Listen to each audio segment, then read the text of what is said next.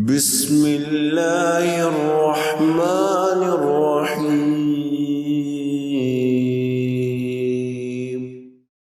صحیح مسلم اور صحیح بخاری کے مطابق ابو بکر ابن عبداللہ ابن قیس اپنے والد سے روایت کرتے ہیں کہ آپ صلی اللہ علیہ وسلم کا ارشاد ہے، دو جنتیں ایسی ہوں گی جو خود اور اس میں سارا سامان چاندی کا ہوگا، اور دو جنتیں ایسی ہوں گی جو خود اور اس کا سارا سامان سونے کا ہوگا، اور جنت عدن میں قوم اور اللہ کے دیدار کے درمیان صرف کبریائی کی چادر کی رکاوٹ ہوگی جو اللہ رب العزت کے منہ پر پڑی ہوگی۔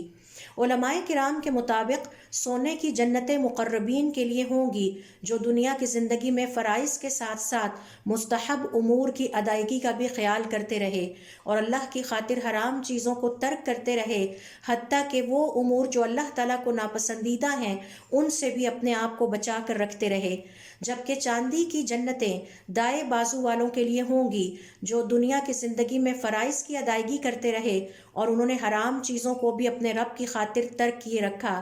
تاہم سنتوں کی ادائیگی یا ان پر عمل کرنے پر توجہ نہ دے سکے، نہ ہی مکروہات یعنی اللہ تعالیٰ کو ناپسندیدہ امور سے اپنے آپ کو بچا سکے۔ لہٰذا مقربین اور دائیں بازو والوں میں فرق یہ ہے کہ مقربین مستحبات کا اہتمام کرتے اور مکروہات سے بھی بچتے۔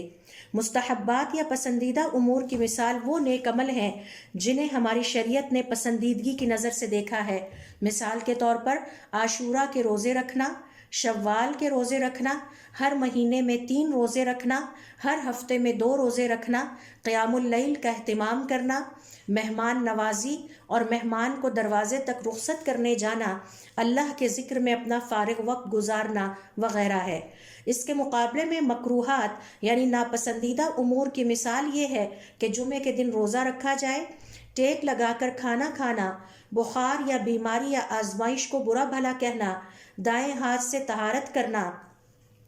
اللہ رب العزت کی تقسیم پر اعتراض کرتے رہنا، اللہ رب العزت سے بدگمانی کرنا، عشاء کی نماز کے بعد رات گئے تک بلا وجہ جاگتے رہنا، خوشبو کا تحفہ واپس کر دینا، کھانا یا پینے والے پانی میں پھونکے مارنا وغیرہ۔